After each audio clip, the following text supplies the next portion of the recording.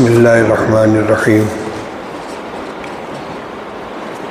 نحمدہ و نصلی علی رسولہ الکریم اما بعد اعوذ باللہ من الشیطان الرجیم بسم اللہ الرحمن الرحیم وَأَقِيمُوا الصَّلَاةَ وَآتُوا الزَّكَاةَ وَأَقْرِضُوا اللَّهَ قَرْضًا حَسَنًا صدق اللہ العلی العظیم۔ محترم علماء کرام، حاضرین مجلس، اس وقت وضو اور نماز کے آداب، اس کی سنتیں اور ان کی عملی مشق کا بیان ہوتا ہے۔ یہ سلسلہ شروع سے چل رہا ہے اور ایک مرتبہ سال میں اس کی تجدید ہو جاتی ہے۔ نبی کریم صلی اللہ علیہ وسلم کی جو دعائیں مسنون کتابوں کے اندر جمع کی گئی ہیں، ان میں ایک یہ دعا بھی ملتی ہے کہ اللہم انی اسألک تمام الوضوء و تمام الصلاة و تمام رضوانک و تمام مغفرتک۔ الحزب العظم مناجات مقبول میں بھی یہ دعا شامل ہے، جس کا ترجمہ یہ ہے کہ اے اللہ، میں آپ سے درخواست کرتا ہوں پورے وضو کی اور پوری نماز کی اور پوری آپ کی رضامندی کی اور پوری آپ کی مغفرت کی۔ اس میں ترتیب یہ ہے کہ اگر وضو کامل ہوگا تو نماز بھی انشاءاللہ کامل ہوگی، اور نماز کامل ہوگی تو مغفرت ہوگی، اور جب مغفرت ہو جائے گی تو اللہ تعالیٰ کی رضا و خوشنودی حاصل ہوگی۔ یعنی ہر پہلی چیز پر دوسری چیز مرتب ہے اور موقوف ہے۔ اس لیے وضو، جس کو ہم صرف نماز کا ایک مقدمہ اور پیش خیمہ سمجھتے ہیں، اس کی بھی بڑی اہمیت ہے۔ ہماری نماز کی تمامیت اور اس کا کمال اور اس کا حسن اس پر موقوف ہے کہ ہم اچھی طرح وضو کریں۔ چنانچہ بہت سی روایتوں میں جہاں رسول اللہ صلی اللہ علیہ وسلم نے مختلف اعمال کی فضیلتیں بیان فرمائی ہیں، اس میں ایک لفظ ملتا ہے توضأ فأحسن وضوءہ، کہ جس نے وضو کیا اچھی طرح وضو کیا۔ چنانچہ مسجد میں جو جماعت سے نماز ادا کرنے پر 27 گنا اجر کا وعدہ کیا گیا ہے کہ جماعت سے آدمی نماز پڑھے گا مسجد کے اندر تو 27 گنا ثواب ملے گا، اس کی جو روایت ہے اس میں یہ لفظ موجود ہے کہ ایک شخص ہے جس نے گھر سے وضو کیا، اچھی طرح وضو کیا، پھر مسجد کے لیے روانہ ہوا اور نماز پڑھنے کے علاوہ کوئی دوسرا مقصد نہیں ہے، تو جتنے قدم اٹھائے گا ہر قدم پر ایک نیکی لکھی جائے گی، ایک گناہ معاف ہوگا۔ یہ تمام چیزیں مل کر آخر میں جماعت کی نماز میں جب وہ شامل ہوگا تو اس مجموعی عمل کی بنا پر جماعت با جماعت کا اجر تنہا نماز کے مقابلے میں 27 گنا ہوگا۔ اسی طرح مریض کی عیادت کی جو سنت بیان کی گئی ہے، اس میں بیان یہ ہے کہ ایک شخص ہے کہ جو اس نے گھر پہ وضو کیا اور اچھی طرح وضو کیا، پھر گھر سے نکلا اور اپنے بھائی کی عیادت کے لیے گیا، تو فرشتے اس کے لیے رحمت کی دعائیں کرتے رہتے ہیں جب تک کہ وہ عیادت کے اندر ہے۔ اس نے بھی یہ لفظ موجود ہے کہ وضو کیا، اچھی طرح وضو کیا، یعنی صرف وضو کر لینا مطلوب نہیں ہے بلکہ اچھی طرح وضو کرنا مطلوب ہے۔ اور اچھی طرح وضو کب ہوگا؟ جب وضو کے فرائض اور اس کی سنتوں کا پورا لحاظ رکھا جائے۔ وضو میں واجب نہیں ہے، وضو میں فرائض ہیں، سنتیں ہیں، مستحبات ہیں۔ تو چونکہ وقت مختصر ہے اس لیے بہت زیادہ تفصیل نہیں بیان کی جا سکتی، اختصار کے ساتھ ساری چیزیں آئیں گی۔ آج پہلا دن ہے، وضو کے فرائض کا بیان ہے۔ بسم اللہ الرحمن الرحیم۔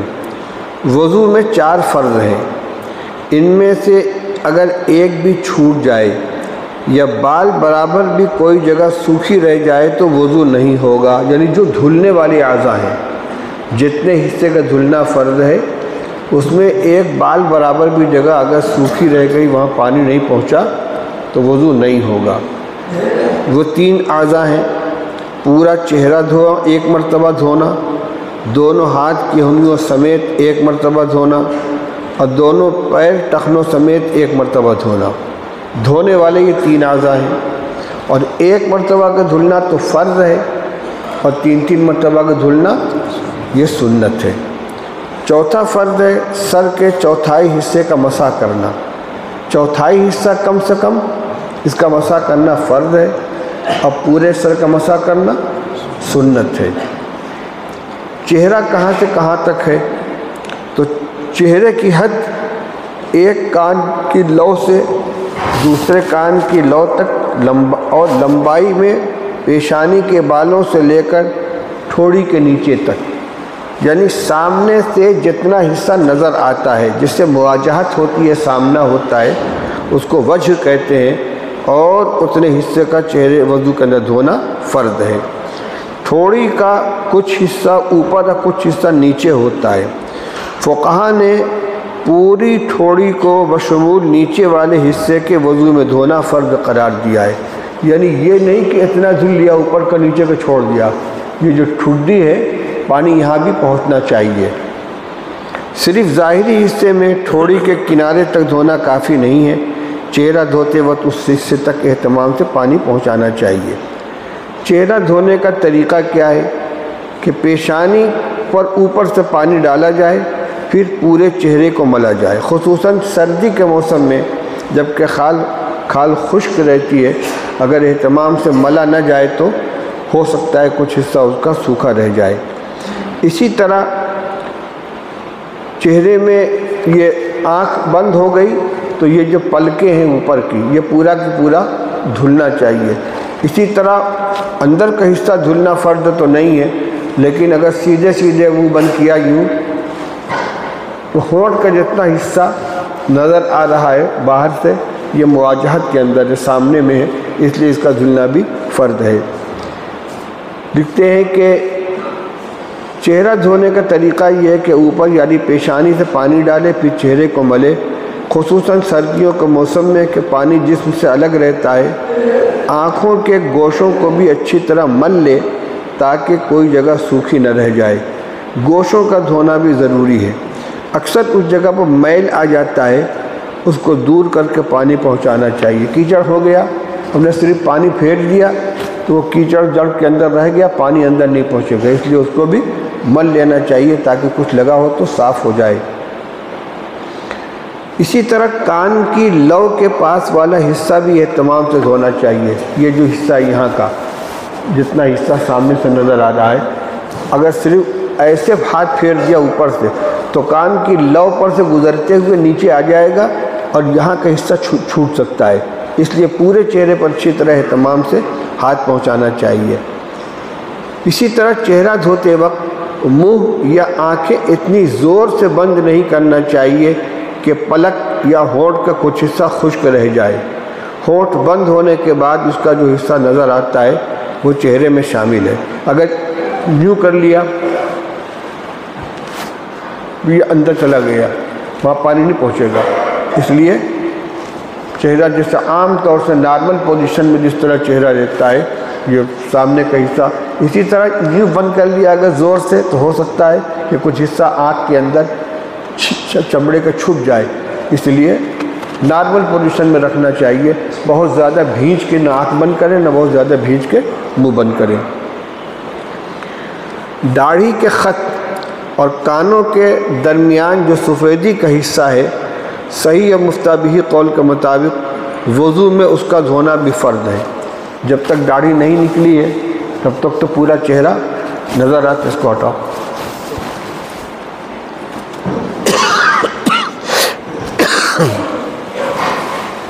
یہ جو حصہ ہے،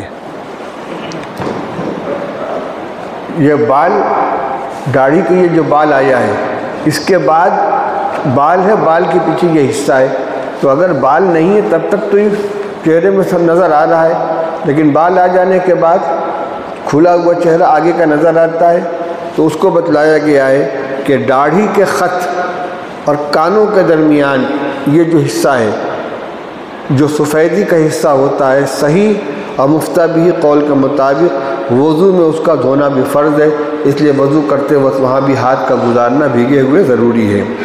فقہائے کرام کے نزدیک دھونے کا مطلب یہ ہے کہ پانی عضو کے ایک مقام سے دوسرے مقام پر بہہ جائے اور کم سے کم 2 قطرے عضو سے دھونے کے بعد ٹپک پڑیں۔ مطلب کیا ہوا؟ صرف بھیگا ہوا ہاتھ پھیر دینا کافی نہیں ہے۔ آپ نے ہاتھ تر کر کے اگر چہرے پر پھیر دیا یا پیشانی پر پھیر دیا، اس کو دھلنا نہیں کہیں گے، اس کو پوچھنا کہتے ہیں۔ دھلنے کا مطلب ہوتا ہے پانی کا گزرنا۔ تو یہاں سے بھی پانی جب لے کے پھینکیں تو یہاں سے بھی 1-2 قطرہ گزرنا چاہیے۔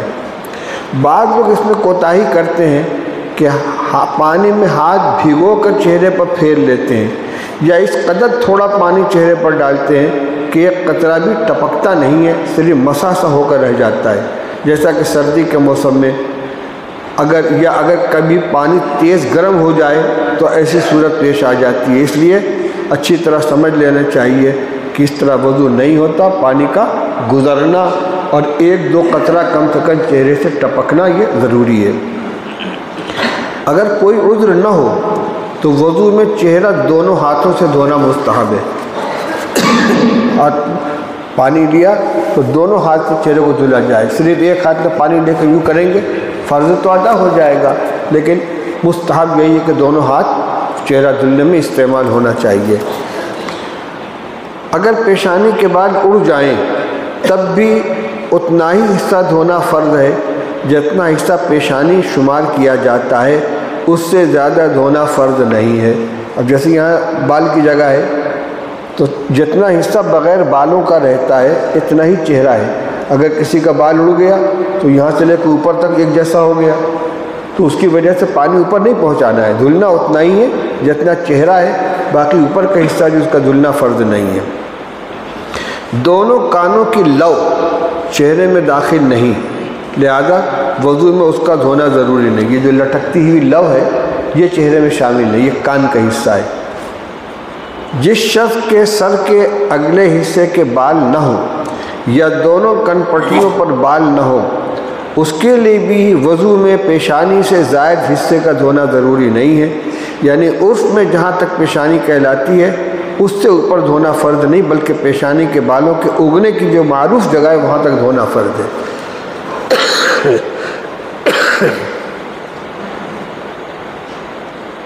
جس شخص کے پیشانی کے حصے پر بال آ گئے ہوں، یعنی اس کا الٹا، یہ حصہ ہے پیشانی کا، کسی کے پیشانی پر بال نکل آیا جہاں عام طور سے بال نہیں ہوتا تو وہ سر میں شمار نہیں ہوگا، اس کا بھی دھلنا ضروری ہوگا۔ جس شخص کے پیشانی کے حصے پر بال آ گئے ہیں اس کے لیے وضو میں پیشانی کے حصے کو دھولنا بھی ضروری ہوگا۔ طبعی طور پر دونوں ہونٹ بند کرنے کے بعد ہونٹ کا جتنا حصہ کھلا رہتا ہے صحیح قول کے مطابق وضو میں اس کا دھونا فرض ہے۔ اب داڑھی کا مسئلہ، کیونکہ مختلف قسم کی داڑھی ہوتی ہے تو فقہا نے اس کو بھی چھوڑا نہیں ہے۔ وضو میں داڑھی دھونے کا تفصیلی حکم۔ داڑھی کے عموماً 2 حصے ہوتے ہیں۔ داڑھی کے وہ بال جو چہرے پر ہوتے ہیں، لٹکے ہوئے بال نہیں، کھال کے اوپر چہرے پر جتنے بال ہوتے ہیں، اور داڑھی کے وہ بال جو چہرے سے نیچے لٹک جاتے ہیں۔ جو بال چہرے کے دائرے میں ہوں، یعنی داڑھی کے بال گلے کی طرف کھینچنے سے جس قدر بال چہرے کے حلقے میں آ جائیں، یوں پکڑ کے اگر کھینچا تو یہ حصہ جتنا چہرے کے حلقے میں آ جاتا ہے اس کا دھونا تو فرض ہے، کیونکہ جب کھال اندر چلی گئی تو بال اس کی جگہ پر آ گیا۔ جیسے کھال کھلی ہوتی تو اس کا دھلنا فرض تھا، اس کھال کے اوپر جو بال ہوگا اس کا دھلنا بھی فرض ہوگا۔ اور جو بال چہرے کی حد سے نیچے لٹکے ہوئے ہیں ان کا دھونا ضروری نہیں بلکہ مسنون ہے۔ جو نیچے لٹک رہا ہے چہرے کے دائرے سے نیچے ہے، اس کا دھلنا فرض نہیں، مسنون ہے۔ پھر جاننا چاہیے کہ داڑھی کے 2 قسمیں ہیں، ایک خفیف، دوسرے کثیف۔ خفیف ہلکی داڑھی جس میں نیچے کی کھال نظر آتی ہے، بہت نوجوانوں کی ابتدائی جو داڑھی نکلتی ہے یا جس کی داڑھی ہلکی ہے کہ بال کے اندر سے کھال صاف نظر آتی ہے، اس کا حکم یہ ہے کہ بالوں کے نیچے کھال تک پانی پہنچانا ضروری ہے، اس لیے کہ کھال نظر آ رہی ہے، اور جو کثیف یعنی گھنی داڑھی ہے جس کے نیچے کھال نظر نہ آئے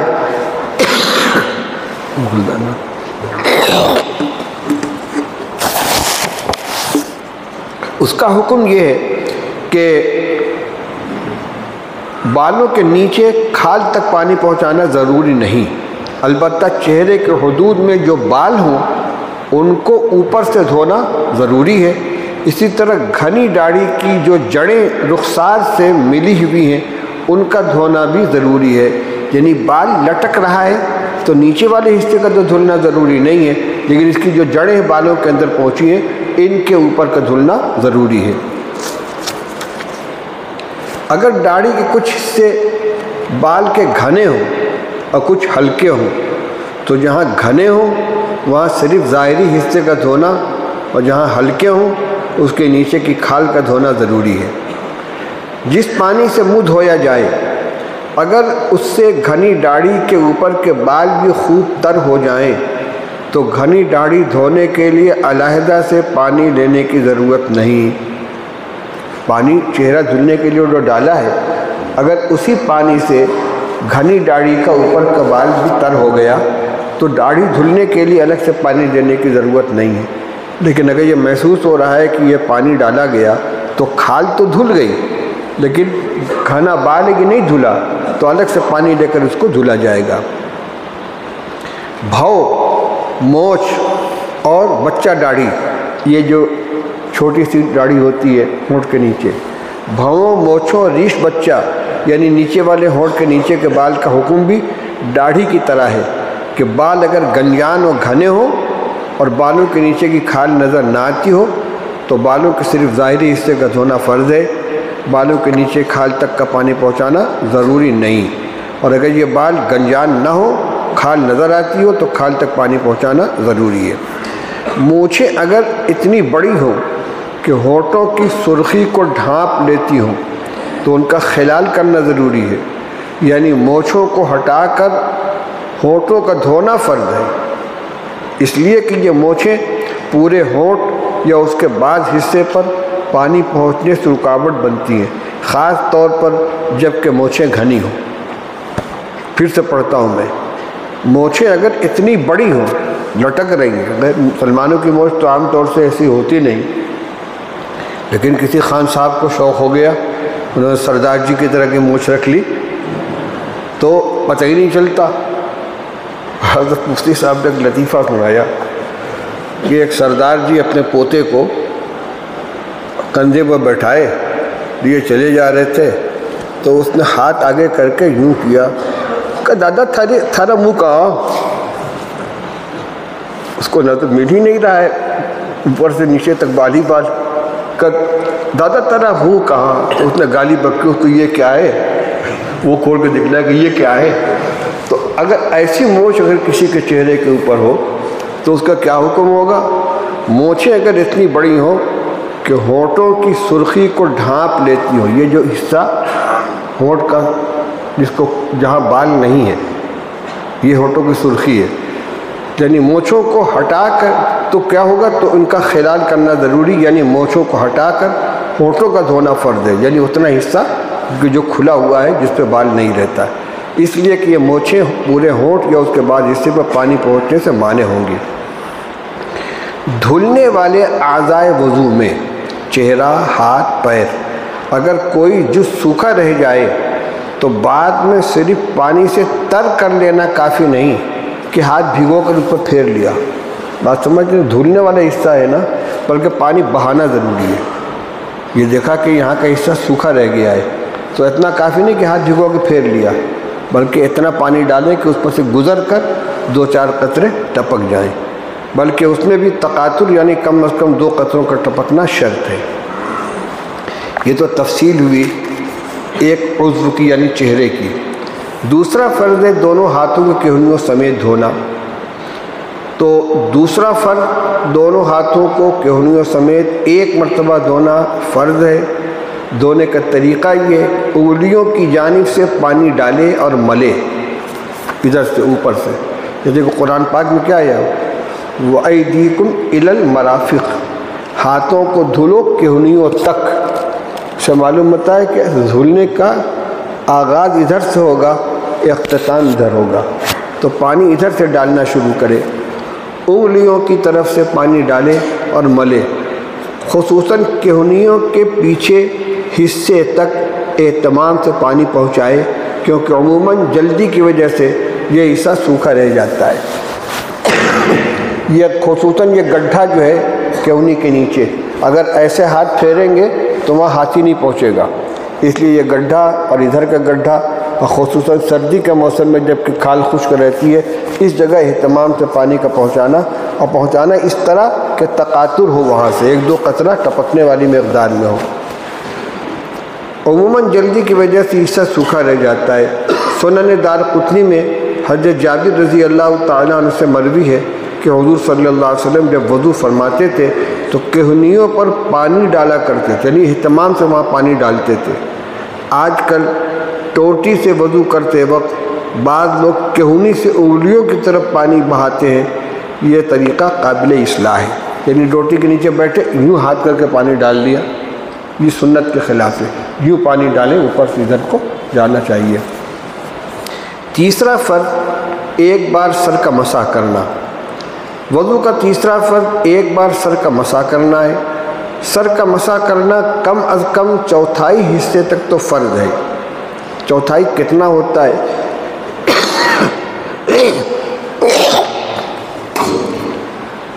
یعنی سر کے اگلے حصے پر ہاتھ رکھنے سے جتنا بال چھپ جاتا ہے کم سے کم اتنا مسح کرنا فرض ہے، اسی کو چوتھائی سر کہا جاتا ہے۔ یہ ایسے جب سر پر ہاتھ رکھیں گے، یہاں سے بال اگا ہوا ہے تو جتنا حصہ بال کے نیچے آیا اتنا، یہ ہو گیا چوتھائی، اس لیے کہ ایسے ہی کہ 4 مرتبہ رکھیں گے تو پورا سر آ جائے گا، تو ایک ہاتھ کا اتنا حصہ جو ہے یہ چوتھائی ہوا۔ فرض کی بات ہو رہی ہے، کم سے کم اتنا حصہ مسح کرنا فرض ہے، جس کو عربی کے اندر اس کو جبہہ اس کو وہ کہتے ہیں، ناسیہ کہتے ہیں، سر کا اگلا حصہ۔ کہتے ہیں کہ پیشانی جو ہم لوگ بولتے ہیں، اردو میں بولتے ہیں، وہ ماتھے کو کہتے ہیں، اور قرآن میں جو ناسیہ کا لفظ آیا ہے وہ سر کے اگلے حصے کو کہا گیا ہے۔ ناسیہ کا ترجمہ کتابوں میں ماتھا لکھا ہوا ہے، لیکن ماتھا سے مراد پیشانی نہیں ہے بلکہ سر کا اگلا حصہ مراد ہے۔ سورہ اقرا میں ہے نا، لَنَسْفَعًا بِالنَّاصِيَةِ نَاصِيَةٍ كَاذِبَةٍ خَاطِئَةٍ، ہم اس کی پیشانی کا بال پکڑ کر اس کو گھسیٹیں گے، تو یہاں تو بال تھوڑی ہوتا ہے، ناسیہ جو بال والا حصہ ہوا یہیں کا بال پکڑا جاتا ہے، تو پیشانی کے لفظ کا ترجمہ سے دھوکہ نہیں ہونا چاہیے۔ سر کا اگلا حصہ جو چوتھائی اس کا ہونا فرض ہے۔ سر کے مسح کا محل دونوں کانوں سے اوپر کے بال ہیں۔ سر کے مسح کا محل دونوں کانوں کے اوپر کے بال ہیں۔ دونوں کانوں کی سیدھ سے نیچے جو سر کے بال ہوتے ہیں وہ مسح کی جگہ نہیں ہے، یعنی کان کے نیچے جو بال آیا ہے یہ نیچے یہ نہیں، بلکہ اوپر کا جو حصہ ہے یہ فرض ادا کرنے کے لیے وہاں پانی پہنچانا ہے۔ لہٰذا اگر کسی کے بال بڑے ہوں اور اس نے اس کے کانوں کے نیچے لٹکنے والے گیسوؤں پر مسح کیا تو مسح ادا نہیں ہوگا۔ لمبا بال ہے، کان کے نیچے لٹک رہا ہے، اس نے اس کے اوپر مسح کر لیا تو مسح نہیں ہوگا۔ سر کے اوپر کا جو حصہ ہے کان کے اوپر کا، اس حصے کے اوپر مسح کرنا فرض ہے۔ یہ فرض کو سمجھانے کے لیے، ورنہ اصل تو یہی ہے کہ پورے سر پر مسح کیا جائے، اس میں چوتھائی اور تہائی کا مسئلہ ہی باقی نہ بچے۔ لیکن ایک کوتاہی ہے، خاص طور سے پڑھے لکھے اور دیندار لوگوں میں، جو ٹوپی پہنے ہوئے مسح کرتے وقت یہ کمی ہوتی ہے کہ یوں ہاتھ پر ٹکایا اور ذرا سا ہاتھ پر بڑھایا کہ پھر لوٹ کے چلے جاتے ہیں، اور عوام جو ہوتے ہیں جو ٹوپی اتار کے مسح کرتے ہیں وہ پورے اہتمام سے پیچھے تک مسح کرتے ہیں، تو یہ کوتاہی نہیں ہونی چاہیے۔ ٹوپی ہے، عمامہ ہے، تو بھی پورے سر کے اوپر مسح کیا جائے تاکہ پوری سنت ادا ہو، صرف فرض ادا کرنے پر اکتفا نہیں کرنا چاہیے۔ چوتھا فرض دونوں پیروں کو ٹخنوں سمیت دھونا ہے۔ چوتھا فرض ایک بار دونوں پیر ٹخنوں سمیت دھونا ہے۔ ٹخنا پیر کے دونوں جانب ابھری ہوئی ہڈی کو کہتے ہیں، جس کے بعد پنڈی کا حصہ شروع ہوتا ہے۔ اس کے تھوڑا اوپر تک پورے پیر کو کم از کم ایک مرتبہ دھونا فرض ہے۔ یہ گھٹی جس کو بولتے ہیں، یہی ٹخنا ہے، یہی گھٹی ہے، اس سے تھوڑا اوپر تک، یعنی یہ پوری گھٹی دھلنی چاہیے، اس کے اوپر تک کا پانی پہنچانا ضروری ہے۔ اس کے نیچے ایک بال کے برابر بھی جگہ سوکھی نہیں رہنی چاہیے۔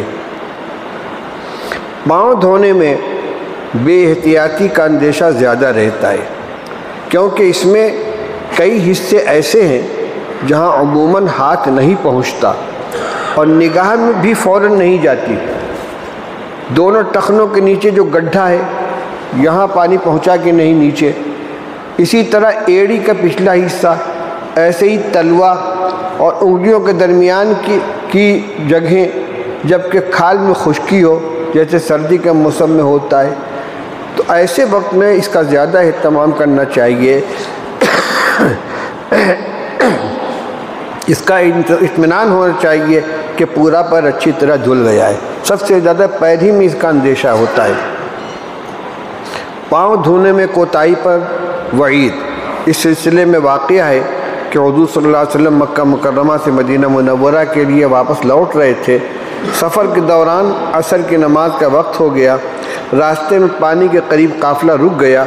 کچھ لوگ یہ سوچ کر کہ نماز کا وقت ہو رہا ہے، وضو کرنے کے لیے پانی کی طرف چلے گئے اور تیز چل کر اس جماعت سے جس میں رسول اللہ صلی اللہ علیہ وسلم اور خود نبی کریم صلی اللہ علیہ وسلم، حضرت عبداللہ ابن عمر وغیرہ تھے، یہ آگے نکل گئے اور پانی پر پہلے پہنچ کر وقت کی تنگی کی وجہ سے جلدی جلدی وضو کر لیا۔ جب حضور صلی اللہ علیہ وسلم ان کے قریب پہنچے تو دیکھا کہ جلدی کی وجہ سے ان کے پیر پوری طرح دھلے نہیں گئے، جس کی وجہ سے ایڑیاں خشک رہ گئی ہیں۔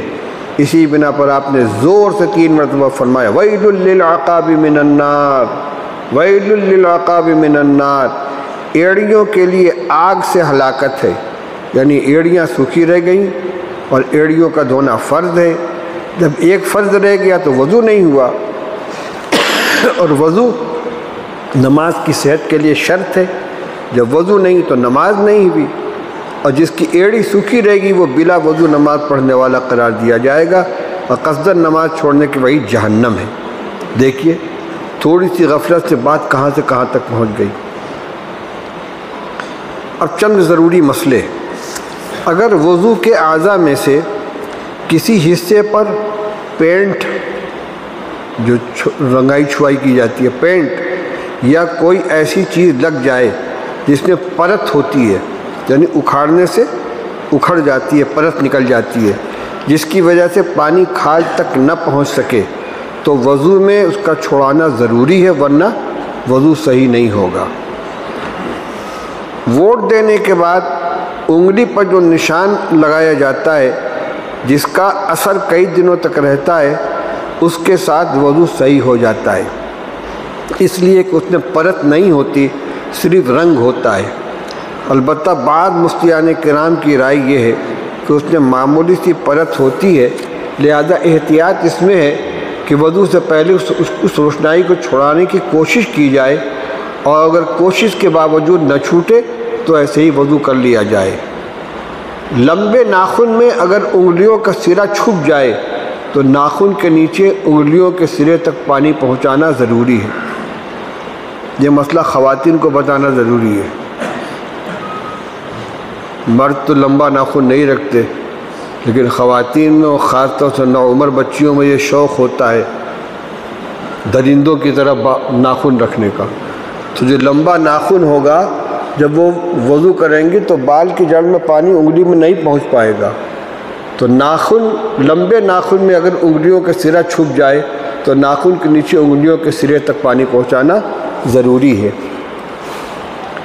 ناخن کے نیچے جو فطری میل جم جاتا ہے، اگر اس کی وجہ سے ناخن کی جڑ میں پانی نہ پہنچے تب بھی وضو صحیح ہو جائے گا، کیونکہ وہ مٹی ہے، گیلی ہو، پانی اس کے اندر پہنچ جاتا ہے۔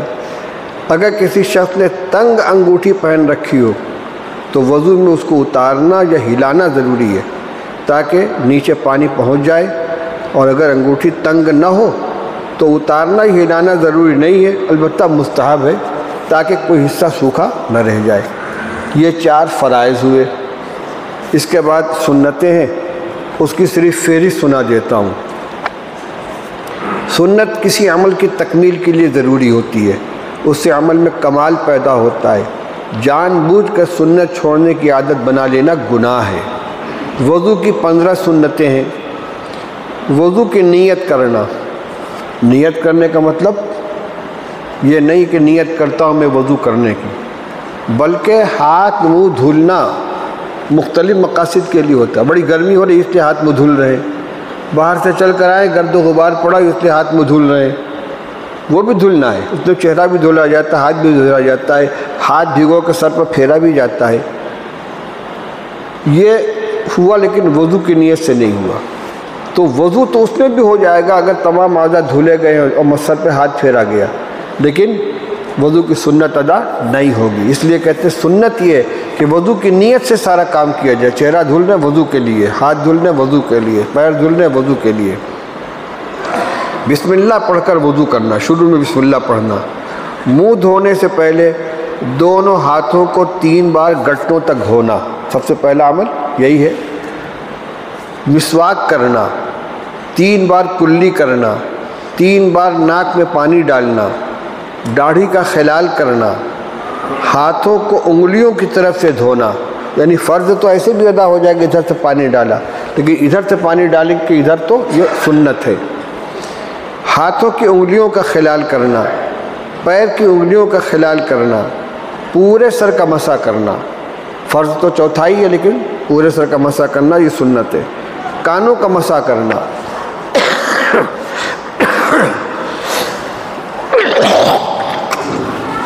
انگلیوں کے ذریعے سے کان کے سوراخ کے اندر ہاتھ پھیلانا اور انگوٹھے کے ذریعے سے پیچھے کا مسح کرنا۔ کانوں کا مسح کرنا، پے در پے اعضاء کا دھلنا، یعنی ایک عضو دھلنے کے بعد دوسرا عضو دھلنے میں اتنی تاخیر نہ کرنا کہ پہلا عضو خشک ہو جائے، مسلسل وضو کرنا۔ ہر عضو کو 3 بار دھونا، دھلنے والے جو اعضاء ہیں، مسح تو صرف 1 بار ہوگا، باقی چہرہ، ہاتھ اور پیر ان کو 3 بار دھلا جائے۔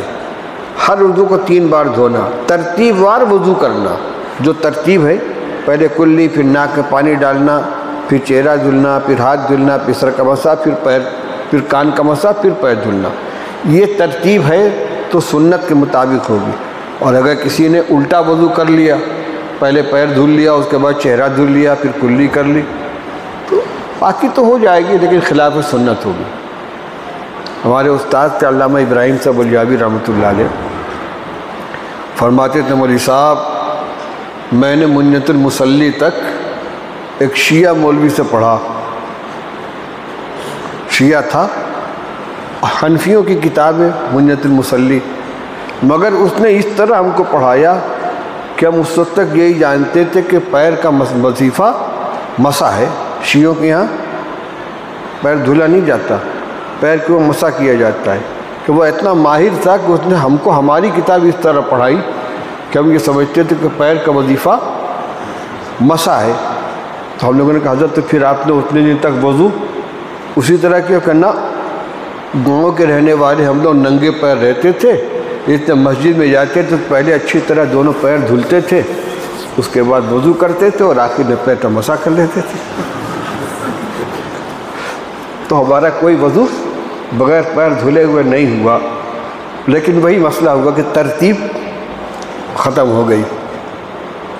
اچھا شیعوں کے یہاں بھی ایک وہ ہوتا ہے کلتین، مسجد کے دروازے پر ایک بڑا سا پانی کا ٹانکا بنا ہوا ہوتا ہے، اس میں پانی بھرا ہوتا ہے، یہ باہر سے آئیں گے اس میں پیر ڈال کے پہلے اپنا پیر بھگوتے ہیں، دھلتے ہیں، اس کے بعد اندر جاتے ہیں، تو عملاً تو وہ بھی پیر دھل لیتے ہیں، لیکن پتہ نہیں کتنا گندا پانی ہوگا کہ ایک مرتبہ بھر لیا گیا تو وہ عیسائیوں کی بپتسمہ کی طرح سے سڑ جاتا ہے، اسی طرح پڑا رہتا ہے۔ بہرحال مسئلہ اس پر چلا کہ وضو میں جو اعضاء کی ترتیب ہے اس ترتیب کو باقی رکھنا چاہیے۔ یہ 15 سنتیں اور 4 فرائض آپ کے سامنے آئے ہیں۔ کوشش یہ کرنی چاہیے کہ ہمارا وضو ہر اعتبار سے تام ہو، اس لیے کہ وضو کی تمامیت پر نماز کی تمامیت موقوف ہے، اور وضو مستقل عبادت ہے۔ ہر عضو سے جو گناہ دھلتے ہیں، اور یہ اعضاء وضو قیامت کے دن روشن ہوں گے، اور انہی سے اللہ کے رسول صلی اللہ علیہ وسلم اپنی امت کو پہچانیں گے۔ صحابہ نے پوچھا کہ یا رسول اللہ، محشر کے میدان میں جہاں اولین و آخرین کا مجمع ہوگا، وہاں آپ اپنی امت کو کیسے پہچانیں گے؟ آپ نے فرمایا کہ ایک بات بتاؤ کہ اگر بہت سے گھوڑے ہوں اور ان میں کچھ اغرد محجل ہوں، یعنی پچ کلیانی گھوڑے ہوں۔ پچ کلیانی کس کو کہتے ہیں؟ جس کی پیشانی پر یہاں سفیدی ہو اور چاروں پیر کا کھر کا حصہ سفید ہو۔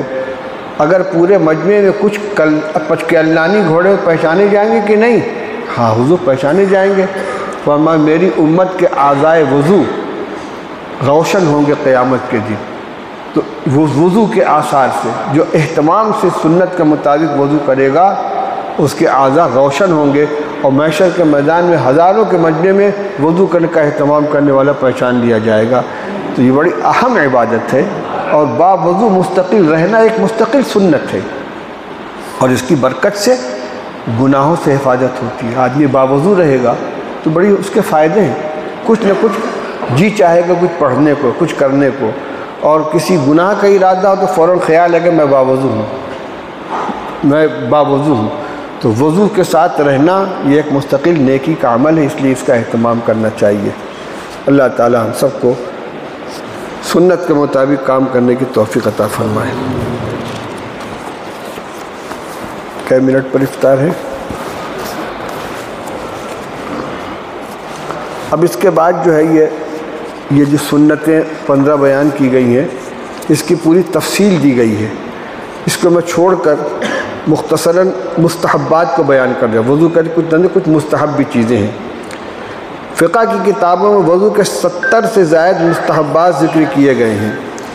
یہاں ان میں سے چند ایسے مستحبات کو بیان کیا جاتا ہے۔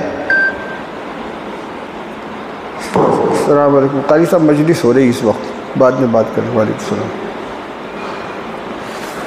فقہ کی کتابوں میں وضو کے 70 سے زائد مستحبات ذکر کیے گئے ہیں۔ یہاں ان میں سے چند ایسے مستحبات کو بیان کیا جاتا ہے جن کے سلسلے میں کچھ کوتاہی پائی جاتی ہے۔ وضو کے لیے پاک اور اونچی جگہ بیٹھنا چاہیے تاکہ مستعمل پانی بدن یا کپڑے پر نہ پڑے۔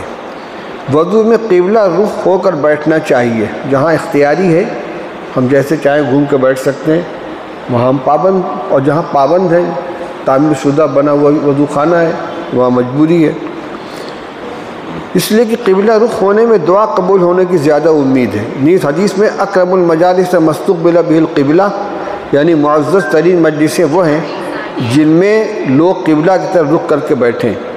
آج کل واش بیسن میں کھڑے کھڑے وضو کیا جاتا ہے، جس میں پانی کا اسراف کا زیادہ احتمال رہتا ہے اور چھینٹیں بھی پڑتی ہیں۔ بسا اوقات وضو کرتے وقت قبلہ کی طرف پیٹھ بھی ہو جاتی ہے، اس سے احتیاط کرنی چاہیے۔ وضو کرنے میں کسی سے مدد نہ لینا بہتر ہے۔ بہتر یہ ہے کہ آدمی خود وضو کرے، لیکن اگر کوئی دوسرا شخص وضو کا لوٹا بھر کر دے دے تو راجح قول کے مطابق اس میں کوئی کراہت نہیں ہے۔ ہاں، دوسرے شخص سے اس طرح مدد لینا کہ وہ اپنے ہاتھ سے اعضاء کو دھوئے اور اپنے ہاتھ سے مسح کرائے، یہ صورت اختیار کرنا بلا عذر ہو تو مکروہ ہے، اور اگر عذر کی وجہ سے ہو تو مکروہ نہیں ہے۔ کون ملا رہا ہے بار بار؟ ہلو، چلو۔ وضو میں پانی کا لوٹا اگر کوئی بھر کر دے دے تو بعض لوگ اس کو لینا بھی مکروہ سمجھتے ہیں، لیکن ایسا نہیں ہے۔ اگر کوئی لوٹا بھر کے دے دیا اور آپ نے لے لیا تو اس سے وضو میں کوئی اثر نہیں پڑے گا۔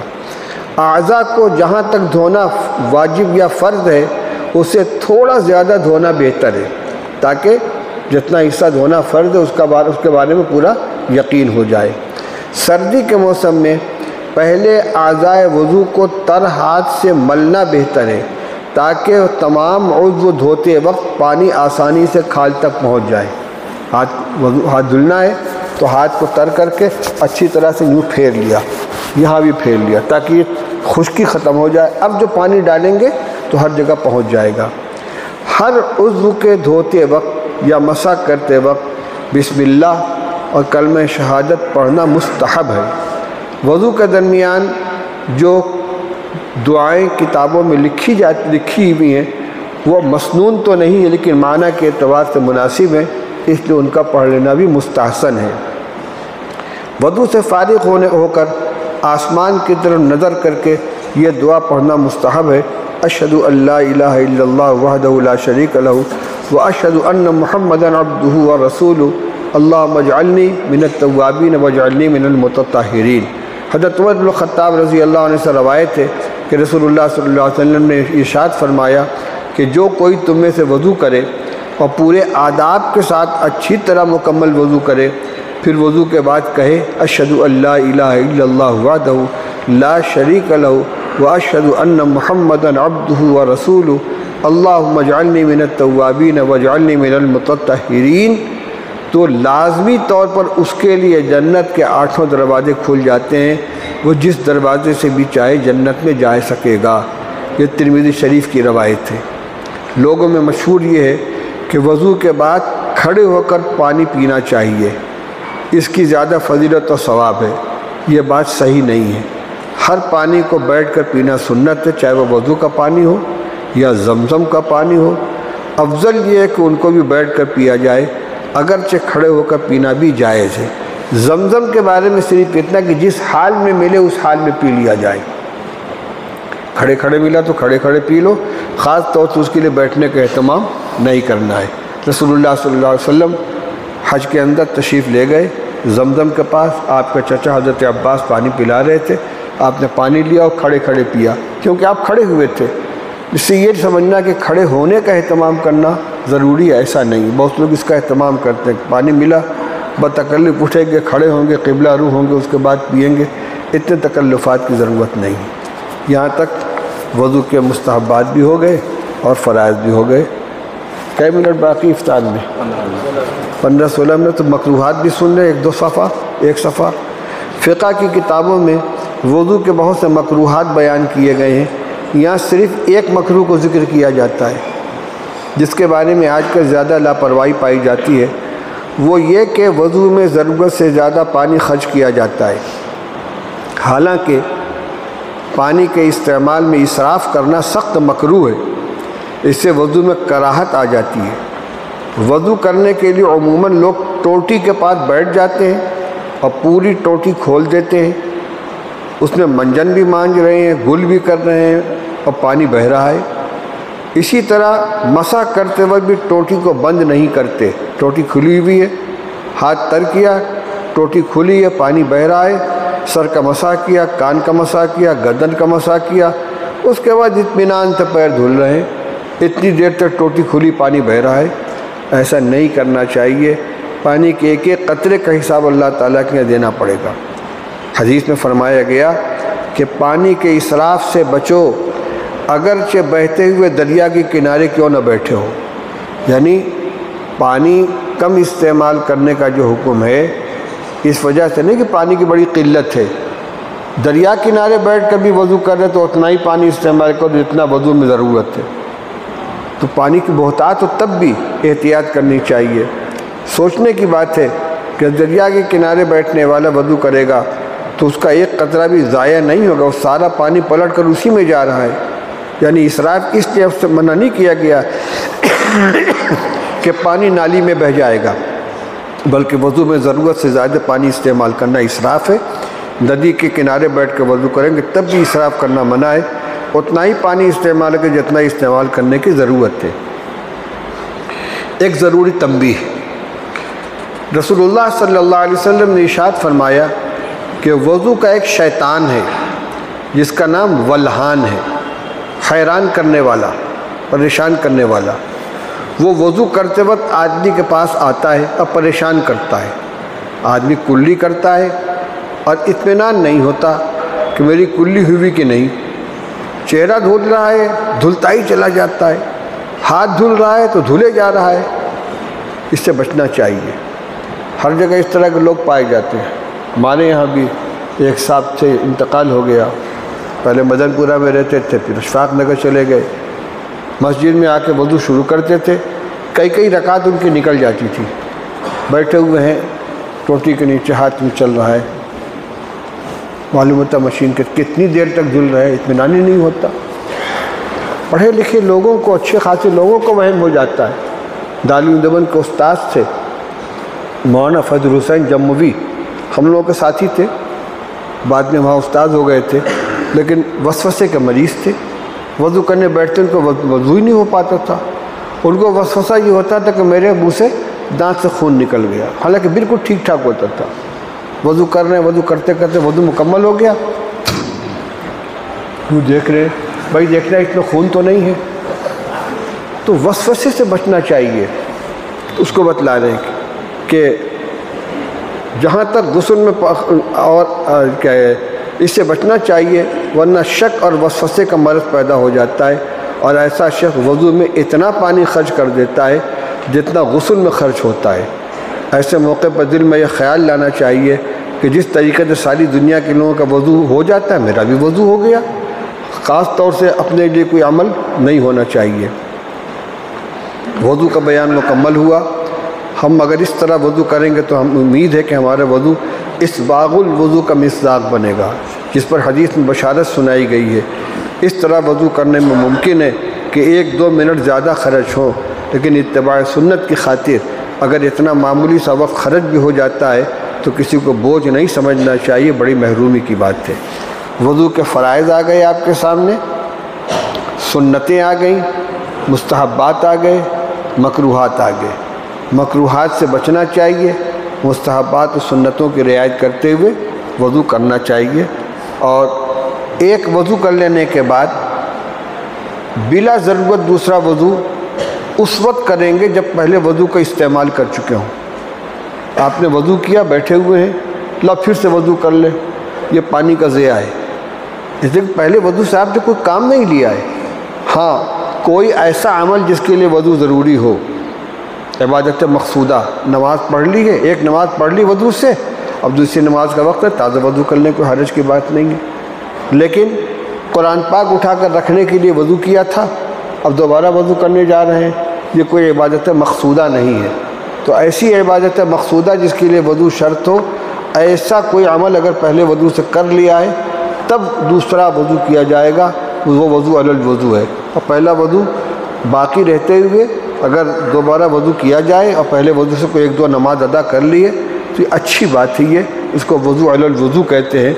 और हर वक्त बावज़ू रहने की जो फजीलत है उसको हासिल करने के लिए भी वज़ू कर लेना चाहिए। बड़ों का ये तरीक़ा देखा कि जब घर से निकलने लगे किसी ज़रूरत से, इस्तिंजा किया, वज़ू किया, घर से बाहर है तो बावज़ू है, नमाज का वक्त हुआ तो अलग से वज़ू करने की ज़रूरत पेश नहीं आती थी। अल्लाह ताला हमें भी अमल करने की तौफ़ीक़ अता फ़रमाए। 6:10 पर इफ्तार है। आप हज़रात चाहें अभी से बैठ कर वहीं पर दुआ में मशगूल हो जाएं, बाहर दस्तरखान लगा हुआ है। नहीं, इशारा कोई चीज़ नहीं है, बस नज़र उठाना है सिर्फ आसमान की तरफ।